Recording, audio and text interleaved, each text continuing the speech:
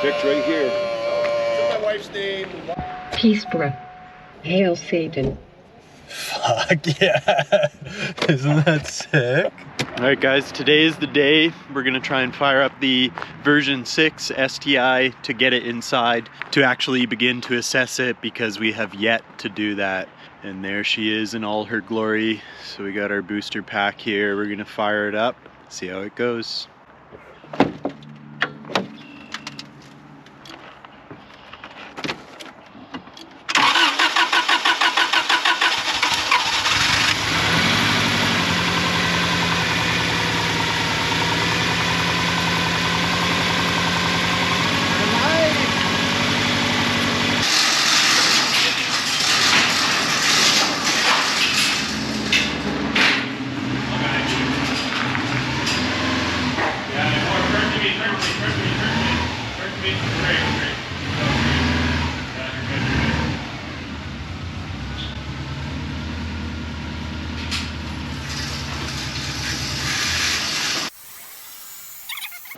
Alright guys, so finally we have got the opportunity to get the version 6 STI into the shop to actually assess it, to see what we're going to do with the car.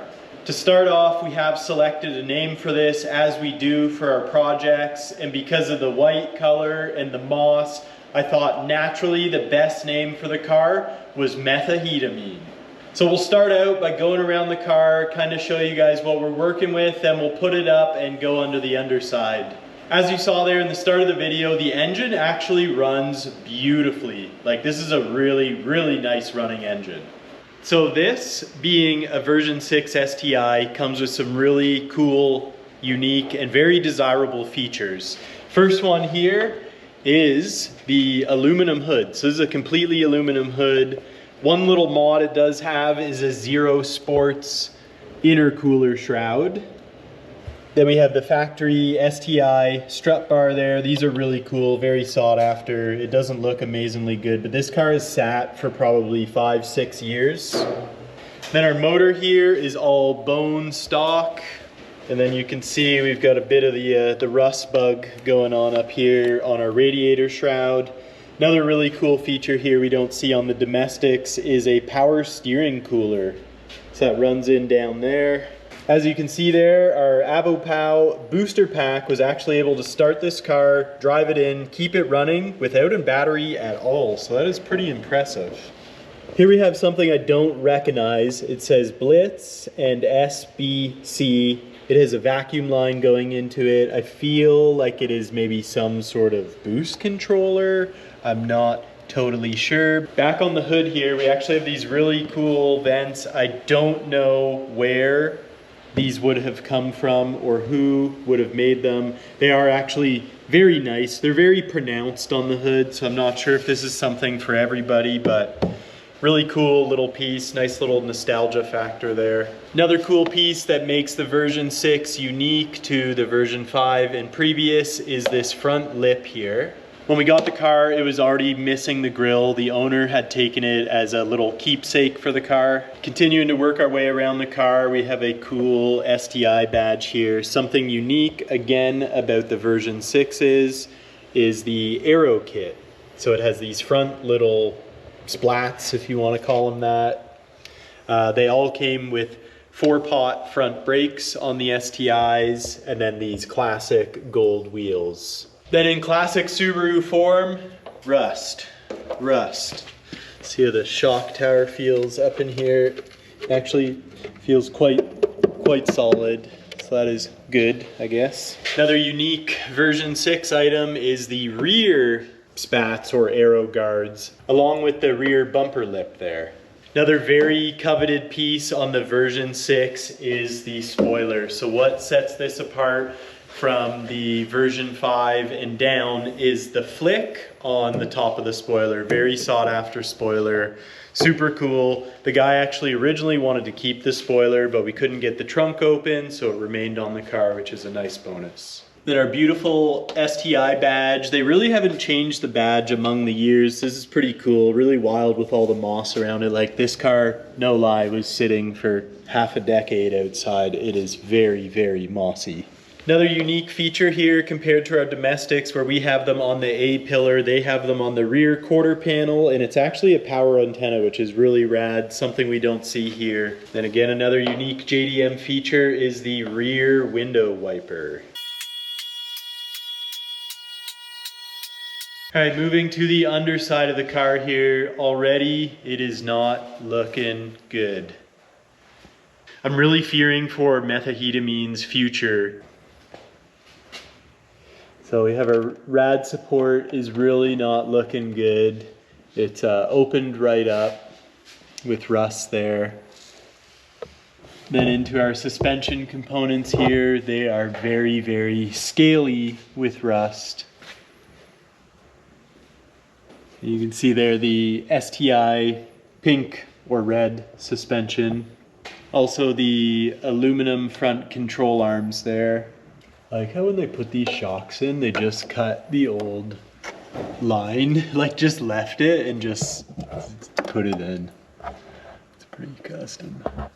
So like I said, this car is all bone stock. So we have our factory downpipe here. It is also looking pretty crusty.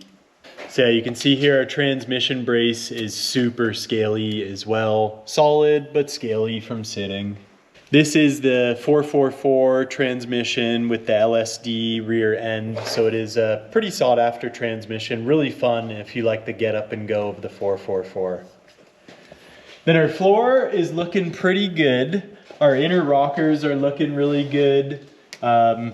You know, relatively expected rust for its age and never being rust proofed. Our rear brake lines here are probably not doing much brake lining anymore. And then right here we have sprung a gas leak from one of our fuel lines, and that guy is not far behind. Then into our rear spindle here, you can see it is also like super scaly. The rust has almost swollen over the bushings in it. Again, you can see our red STI suspension there. Our subframe as well, solid, but very, very scaly looking. Then here in our little wheel well, we've got some pretty bad corrosion. I feel like this is, yeah, it's poke grade. It's not good. Here we are with the scale. The magnitude of the scale on this car is just wild. So this, I would assume, is the factory exhaust for it, even though it does kind of look fancy. You got to remember this is a Japanese STI. So this is the Fujitsubu. It says symbols I can't read. Yeah, really, really neat exhaust. It's stainless steel, so it's actually in really good condition as well. So what we're gonna do now is put the car down and then go through the interior.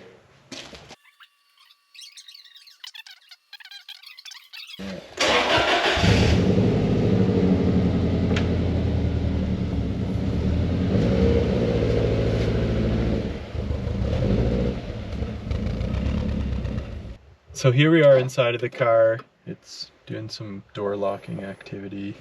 It has 209,000 kilometers on it. Like I said, it is completely stock. The interior, even though it's really dirty, is in good condition. And I've noticed a really cool feature on this. Hail Satan. That was it. What do you think of that? So whenever you turn the car on, it says Hail Satan, and then it, you know, lets you sacrifice from there.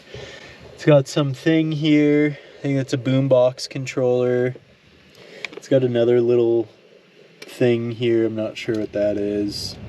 The power folding mirrors do work.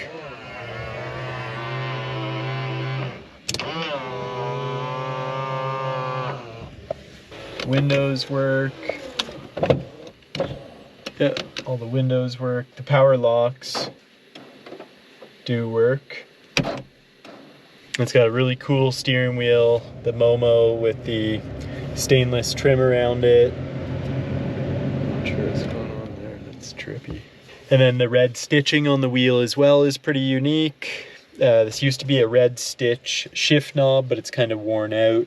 Same with the red stitch parking brake handle.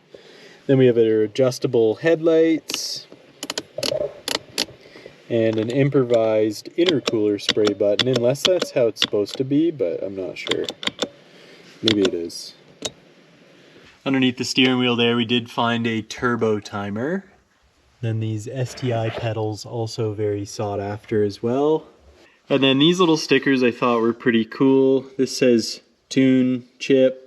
These ones are actually from Subaru in Japan. You can see its mileage throughout various services there. And this would have been, I imagine, 2014. And it was at 145,000 kilometers. And then this here, I would assume, is something to do with the tires.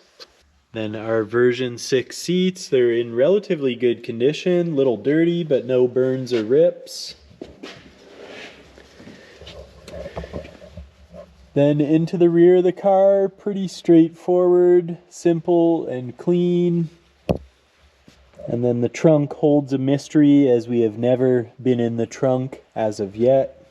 It's our cute little factory cup holder in there. There's one more that comes out here, as long as it's not too sticky. Yeah. Then another unique feature of the head unit in this car is when you actually go to turn it off, you get this. Peace, bro. Oh, there you have it, methahetamine in all of her glory. Now that we've gone through the car, this is my first time seeing through the car as well as yours. I'm wondering and contemplating what we should do with the car now. Do you guys think fix, or do you guys think part out? I'm going to leave it at that for now. Let me know in the comments, guys, and don't forget to like if you haven't, and subscribe as well if you're new here. Till the next one, guys, happy Subaruing!